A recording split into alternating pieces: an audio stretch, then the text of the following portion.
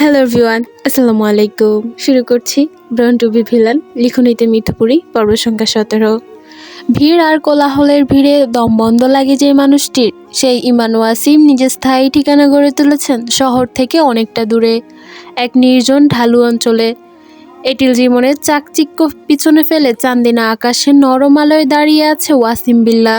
সন্ধ্যার শীতল বাতাসে ভর করে নেমে এসেছে ডিসেম্বরের কাঁপুনি। চারদিকে হিমেলতা যেন নিঃশব্দে গায়ে জড়িয়ে ধরেছে ইমামাকে। পরনের জ্যাকেটে চেইন টেনে গেট পেরোয় সে। গাড়ি নেয়নি সাথে। ওয়াসিম বিল্লাহ থেকে জিমের পথ ঢালু হলেও বেশ দূরে নয়, কিন্তু ঢাল বেয়ে নিচু নামলেই সরু রাস্তা, আর তার ঠিক অপর পাশেই জিমের উঁচু কাছে ঘেরা ভবন। ইমন সাথে আসতে চেয়েছিল, কিন্তু ইমামা রাজি হয়নি। পর অবচেতন মনের বলছে আজ কিছু হতে যাচ্ছে। রাস্তার দুই ধারে দাঁড়িয়ে থাকা ঘন সবুজ গাছগুলো জঙ্গলের মতো নীরব। দু কদম এগিয়ে হঠাৎ পুরো পরিবেশ ঘন কালো আধারে নেমে এলো। একসঙ্গে নিভে গেল রাস্তার পাশের সব আলো। ইমামা চমকে ঘাড় ঘুরিয়ে পিছনে তাকিয়ে দেখল ওয়াসিম বিল্লাহ ডুবে আছে একই স্বাভাবিক অন্ধকারে। ও ভাবল হয়তো বিদ্যুৎ বিভ্রাট হচ্ছে, যদিও এমনটা বছরে একবারও ঘটে না। তবুও সে হাঁটা থামালো না। চাঁদের স্বচ্ছ আলো পথ চিনতে যথেষ্ট ছিল। ফোনের ফ্ল্যাশলাইট জ্বালানোর প্রয়োজনও হয়নি, অথচ তার কুরুচিপূর্ণ পোশাকের আড়ালে থাকা প্রতিটি অঙ্গরেখাকে শহরের কার্য দেখে সে রক্ষা করতে সমগ্র শহরের বিদ্যুৎ সংযোগ জোরপূর্বক ছিন্ন করে দেওয়া হলো। নির্বোধ সে তা জানতেই পারল না। তার নিরাপত্তা বিনিময়ে আলোহীন এক নগরী ঢেকে গেল গভীর অন্ধকারে। ইমামা হাঁটতে হাঁটতে ফিরে গেল সেদিনের সেই বিচিত্র মুহূর্তে। সেদিন আর অবচেতন মনই তাকে জানিয়ে দিয়েছিল লোকটা তার ফোন হ্যাক করেছে। প্রথমেই বিক্ষিপ্ত রাগে একের পর এক কল করেছিল সে, কিন্তু কেউ ফোন তোলে না, রিভিউ করে না। ধীরে ধীরে ইমামা ভেতরে জমতে থাকা রাগ আগুনের মতো ফেটে উঠেছিল।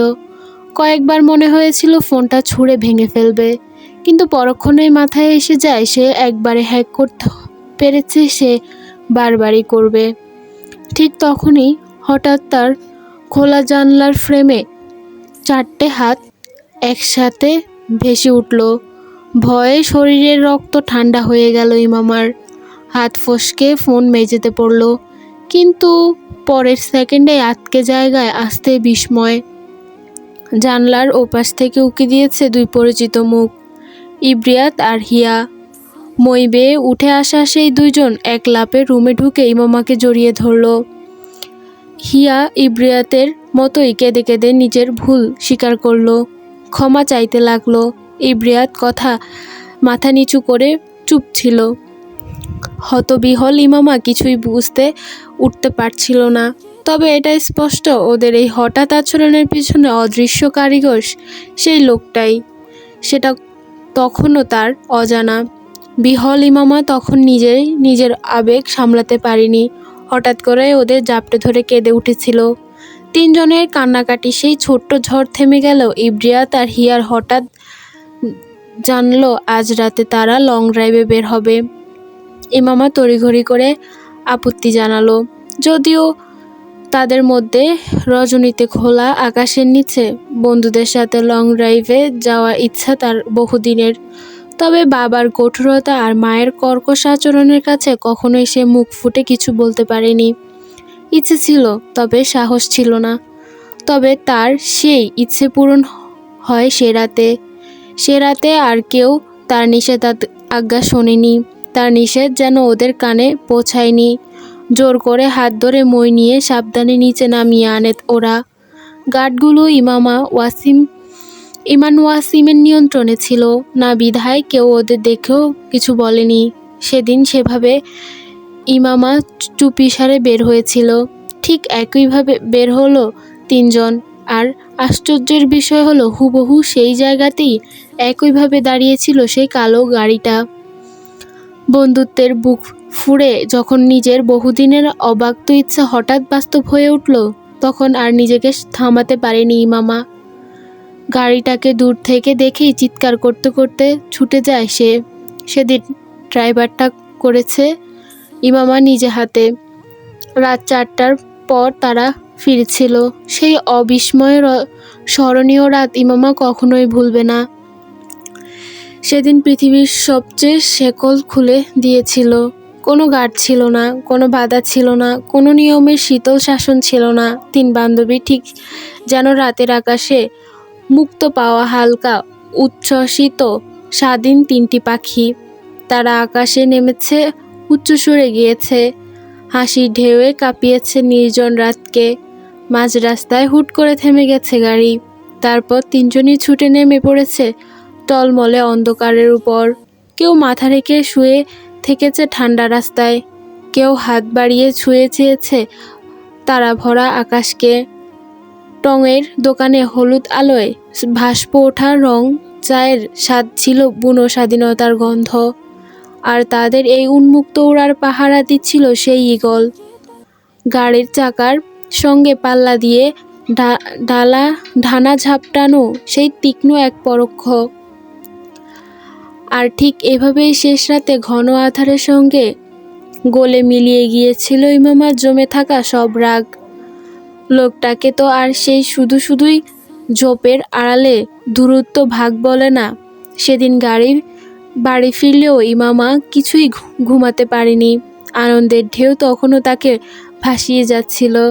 বন্ধুত্বের উচ্ছ্বাসিত হাসি কানে ভাসছিল, আর চোখের সামনে বারবার ভেসে উঠছিল তার হাসি মাখা মুখ, যেটা সে গত কয়েক বছরও দেখেনি। চুপচাপ ছুঁয়ে থেকে শুরু থেকে সবটা ভেবেছে ইমামা।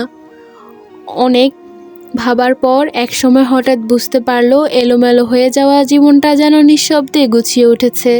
মনে হচ্ছিল আড়াল থেকে কেউ হাত তার ছড়িয়ে থাকা সব কিছু ঠিকঠাক করে দিচ্ছে। কেউ এক সময় বলেছিল, দুনিয়া সবার আপনাকে ভাঙতে চাইবে, আমি একা আপনাকে গড়ে তুলব। হ্যাঁ, লোকটা এখন ঠিক সেই কথা সত্যি করে দেখাচ্ছে। দূর থেকেও সেই ইমামার ভালোবাসা এমন কোমল অনুভূতি ঢেকে রেখেছে, যা থেকে ইমামা নিজে সরাতে পারে না। এক সময় তার কথা তাকে শুধু বিবৃত করত, বদমেজাজি মনে করত। আজ মনে হচ্ছে লোকটা সত্যি। তার ভালোবাসার ভেতরে আছে এক অদ্ভুত জাদু, আর সেই জাদুর উৎস একটাই, তাকে গুছিয়ে দেওয়া, তাকে ভালো লাগা, আর কোনো দ্বন্দ্ব নয়।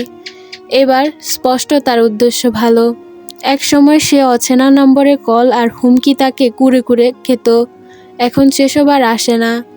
যে মায়ের কর্কশ শব্দে তার বুক হু হু করে উঠত, কান্না চেপে রাখতে গলা শুকিয়ে যেত, তবুও সে বেহায়ার মতো একটু আদরের আশায় মায়ের কাছে ছুটে যেত। কিন্তু এখন আর যেতে হয় না। এখন আর সে আদরের সামান্য টুকরোর জন্য তৃষ্ণার্ত থাকে না। এখন তার মনে হয় সারাক্ষণ কেউ তাকে নরম অদৃষ্ট স্নেহে আচ্ছন্ন করে রাখছে। এক সময় সে বন্ধুরা ভুল বুঝে দূরে সরে গিয়েছে, তারা ধীরে ধীরে ফিরে আসছে। স্বল্পবাসী ইমামা আর একা লাগে না। তার মনে হয় সারাক্ষণ কেউ তার পাশে হাঁটে, তার নিঃশব্দে ফাঁকে ফাঁকে কেউ তাকে নীরবে দেখে। তার একাকী জীবনের সঙ্গী হয়ে মায়া। আর সে এখন আর রাতে কাঁদে না, বা কাঁদতে পারে না, কাঁদতে দেওয়া হয় না তাকে। তার মনে হয় তার চোখ থেকে এক ফোঁটা অশ্রু ঝরলে কারো বুকে ভেতরে তীব্র ঝড় ওঠে, কারো কথায় আগুনে চেপে বসে। এখন সে স্বাধীনভাবে হাঁটতে পারে। রাস্তায় কেউ আর তাকে বাঁকা চোখে মাপে না। গায়ের উপর অবচিত স্পর্শের ছোঁয়া নামে না। সে প্রথমবারের মতো নিজেকে এতটা নিরাপদ মনে করছে, কারণ কেউ একজন দূর থেকে পাহারা দেয় তাকে অদৃশ্য ঢাল হয়ে। এখন তার জীবনে এমন একজন মানুষ আছে যাকে সে যে কোনো সময় কাছে চায়। তাদের মধ্যে যোজন যোজন দূরত্ব থাকলেও মানুষটা তাকে প্রতি মুহূর্তে অনুভব করায় সে আছে, পাশেই আছে। লোকটা জাদুকর, সত্যি জাদুকর। কাকে কিভাবে কাবু করতে হয়, কিভাবে হৃদয়ের গভীরতম জায়গায় নরম করে আঘাত করতে হয়, তা সে নিখুঁতভাবে জানে। রাগ গলে গিয়ে ভোরবেলা ইমামা তাকে কল করেছিল। ধীরে কণ্ঠে শুধু একটাই প্রশ্ন করেছিল, আপনি কি সত্যি এত ভালোবাসার যোগ্য? ওপাশে কিছুক্ষণ নীরবতা, তারপর খুব স্থির গভীর সুরে উত্তর এলো, ভালোবাসা একটা অদ্ভুত জিনিস। যাকে দেয় সবটা দেয়, আবার কারো কাছ থেকে কেড়ে নেয় সবটা। আপনাকে আমি সব দিতে প্রস্তুত, এলিজান। সেদিনের সেই অমিলন ক্ষত অমৃত স্মৃতি আর গুরু গম্ভীর পুরুষালী কণ্ঠে বিমুগ্ধ সে বাক্য আজও স্মৃতি প্রসূতির কিনারায় গভীর নিয়ন্ত্রণাচ্ছন্নের মতো প্রতিধ্বনি তোলে। রূপ লাবণ্যে মতা নারীর পাথর ঢাকা কোমল মুখশ্রীতে ফুটে ওঠে নরম দীপ্তি, রক্তাপ যা আদুরে ঠোঁটে এক কোণ ঢলে পড়ল শিশিরে অদ্ভুত তারায়। ইমামা তখন অদ্ভুত লাগছে, গভীরভাবে অনুভব করছে অন্ধকারের কিনারায় দাঁড়ানো সেই অচেনা পুরুষটিকে। সে নত স্বীকার করছে ভালোবাসার কাছে। অবশেষে সেও ভালোবেসে ফেলেছে তাকে। তো যাকে ভালোবাসা যায় তাকে নিশ্চয়ই একটু বাজিয়ে দেখা যায়, তাই না? সুতরাং আজ দেখা যাক তার জেলাসি লেভেল। ইমামা হাঁটতে হাঁটতে হঠাৎ খেয়াল করলো তার বরাবর একটা মানব ছায়া হাঁটছে তার সাথে। তৎক্ষণাৎ সতর্ক হলো সে। সংকুচিত চোখে মণিযুগল ঘুরিয়ে মন্তর গতিতে গ্রীবা বাঁকিয়ে পাশে তাকায় সে। সেই মুহূর্তে ওর নিঃশ্বাস আটকে ছিল বুকের ভেতর, তবে সেখানে কোনো ভয় ছিল না, ছিল হৃদয়ের দোলাচাল। মনম মঞ্জিল থেকে আভাস আসছিল হয়তো সে হবে, সেই লোকটা নিশ্চয়ই আজ সামনে আসবে, এসে ঠিক কঠিন গলায় শাসিয়ে বলবে, are you out of your mind? তারপর তীব্র অধিকার স্বরূপ নিজের গায়ে চাপানো কালো ওভারকোট দিয়ে তাকে ঢেকে দিবে। অতঃপর ধীরবদ্ধ বেস্টানে চেপে ধরে সকল অশুভ দৃষ্টি থেকে অদৃশ্য করে ফেলবে। কিন্তু না, অপ্রকাশিত রহস্য ঢেকে থাকা মানুষটি আজও আসেনি। রমণীর শুষ্ক হৃদয় প্রেমবর্জনের বানভাসী জোয়ারে ভাসিয়ে নিয়ে যাওয়ার জন্য। সে হলো বাতাসের মতো, শরীরে ছুঁয়ে দেয়, অস্তিত্ব টের পাইয়ে দেয়, তবুও ধারে গেলে আঙুল ফাঁকি দিয়ে মিলিয়ে যায়। সে থাকে কিন্তু ছোঁয়া যায় না, শুধু অদ্ভুতভাবে নিঃশব্দে স্পর্শ বেসে থাকে। ইমামা আলগোছে ভারী শ্বাস ফেলে সদপনে প্রশ্ন ছুড়ে, আপনার নাম যেন কি? ইমামা ছিল রাস্তার ডান পাশে, তার ছায়া মানব ছিল বামে। তাও রাস্তা ছাড়িয়ে গাছের সরু লাইন ধরে সরু দীর্ঘ পদযুগল ধীরে কদমে ফেলে এগিয়ে যাচ্ছিল। ছায়ায় মোড়া সেই নীরব মানব হয়তো ভাবেনি এত সহজে ধরা পড়ে যাবে। আর ধরা পড়ে গেলেও সে চিৎকার চেঁচামেচি পরিবর্তে সপাটে এমন প্রশ্ন তেড়ে আসবে তা ছিল কল্পনীর বাহিরে। ভ্যাবাচাকা খেয়ে অভিব্যক্তিকে ফুটে ওঠে, মেয়েটি যেন খুব চালাক, সেটা এতদিনে বুঝতে পেরেছে। কিন্তু সবসময় বসের দেওয়া সতর্কবাণী ওর থেকে সাবধানে থাকবে, always. She is sly, solid and impossible to fool. এর যথাযথ কারণ খুঁজে পেল। সামান্য গলায় খাকারি শব্দ শোনা গেল, তারপর বাতাসে মিলিয়ে এলো বেগবান কণ্ঠের নিচু স্বর, নিকোলাস, নোন আজ নাসো। ওই যে আরেকজন ছিল মোটা করে, তার নাম? গুদামের বস্তার মতো দেখতে, সুস্বাস্থ্যবান আর আবাবস্থার অন্ধকারে ঢাকা লোকটা সরাসরি কালো বলতে পারছিল না ইমামাকে। তার ইতস্তবোধ বুঝতে পেরে ন্যাসো নিজে থেকেই বলল, ওর নাম লোকাস। ওটাকে কেন, কোন দেশে থেকে আমদানি করেছে আপনার বস? লোকা আফ্রিকা। Oh I see. এবার নিস্তব্ধতা। ন্যাসো যান্ত্রিক ভঙ্গিতে উত্তর দিয়ে এমনভাবে চুপ করে গেল যেন তার অস্তিত্ব নেই এখানে। ইমামা শেষমেশ নীরবতা ভেঙে জিজ্ঞেস করলো, তা আজ আপনার বস থেকে কেন পাঠিয়েছে আপনাকে? সেই একই ঠান্ডা রোবোটিক স্বর, আপনাকে নজর রাখার জন্য। কিন্তু আপনি তো চোখ বন্ধ করে হাঁটছেন। কথাটা শেষ হতেই সামনে ছোট্ট গর্তে হুড়মুড় করে পড়ে গেল ন্যাসো। বসের কমান্ড ফলো করতে গিয়ে এভাবে এক মেয়ের সামনে লজ্জায় পড়তে হবে, এটা বোধহয় তার ক্যালকুলেশনে ছিল না। মৃদু শব্দ করে উঠে ন্যাসো, কিন্তু ইমামা হাসির শব্দ শুনে দ্রুত উঠে দাঁড়ালো। শরীরের ঝেড়ে শুকনো পাতা আর মাটি ফেলতে লাগলো তড়িঘড়ি। নিজেকে ঠিক করতে করতে ইতস্ত কণ্ঠে বলল, sorry but I love my brown eyes. Imama হাসি গুটিয়ে নিল, নিজের মতো হাঁটতে হাঁটতে বলল, আমার একটা কাজ করবেন? আবার সেই রোবোটিক কণ্ঠ, অফকোর্স। আমি আপনাকে আপনার বস মিথ্যা বলতে হবে। Sorry ma'am. আচ্ছা দুটো। Sorry ma'am. আচ্ছা একটা। No ma'am please. Sorry ma'am. Imama বিরক্ত হলো। আচ্ছা তাহলে বলুন আজকে আপনাকে ঠিক কোন কাজে পাঠানো হয়েছে? ন্যাসো এবার একদম যন্ত্রের মতো বলল, পুরো শহর বিদ্যুৎ সংযোগ বিচ্ছিন্ন, তাই বস আপনাকে দেখতে পাচ্ছে না। আমার ডান কাঁধে ক্যামেরা আছে, আপনি রেকর্ড শুনছেন ম্যাম। কিছুক্ষণের মধ্যেই ফুটেজ বসের কাছে পৌঁছে যাবে। ইমামা মনে মনে মুখ বাঁকালো। দরদি ভালোবাসা এমন উতলে উঠেছে যে এক মুহূর্তে চোখের সামনে না থাকলে চলে না, অথচ কাছে আসতে পারে না। যত সব নাটক। কিছুক্ষণ চিন্তা করে ইমামা ধীরে গলায় জিজ্ঞেস করলো, তা আপনার বস কি বলেছে জানা যাবে?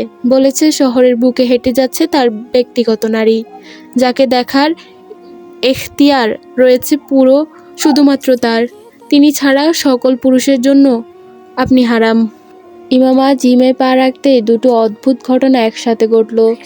প্রথমত তার প্রবেশের সঙ্গে সঙ্গে ফিরে এলো বিদ্যুৎ, টিম টিম করে জ্বলে উঠল সব লাইট, সচল হলো সব ক্যামেরা। দ্বিতীয়ত গোটা জিমে অস্বাভাবিকভাবে ফাঁকা, কাকপক্ষীও নেই। শহরে এমন নাম করা জিম হঠাৎ এত নির্জন, বিষয়টা কোনোভাবেই হজম করতে পারল না ইমামা। আর যদি আজ সত্যি অফ ডে হতো তাহলে গেট তার জন্য খোলা থাকতো না নিশ্চয়ই। প্রশ্নগুলো ভিড়ের মাঝে ইমামার ঠোঁটে অদ্ভুতভাবে তৃপ্তির হাসি উঠল। ধীরে হেসে গা জ্যাকেট খুলে একপাশে রাখলো, অতঃপর কানে ইয়ারপোডস লাগিয়ে ট্রেডমিলের উপর দাঁড়াতে শুরু করলো। ওদিকে মনিটরিং রুমে চেয়ারে পায়ের উপর পা তুলে আয়েশ করে বসলো একজন।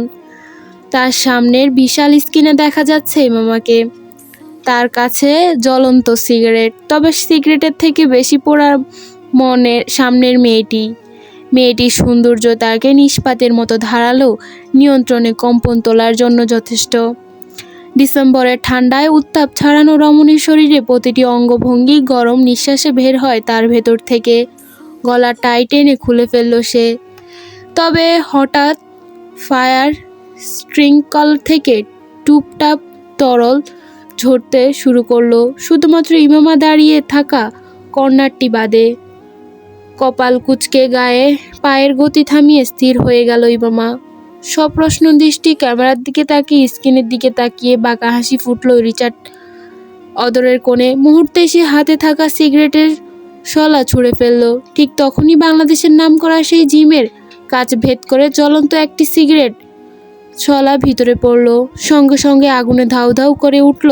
ধীর থেকে ছায়ামুখ কাউকে দৌড়ে পালাতে দেখে গেল।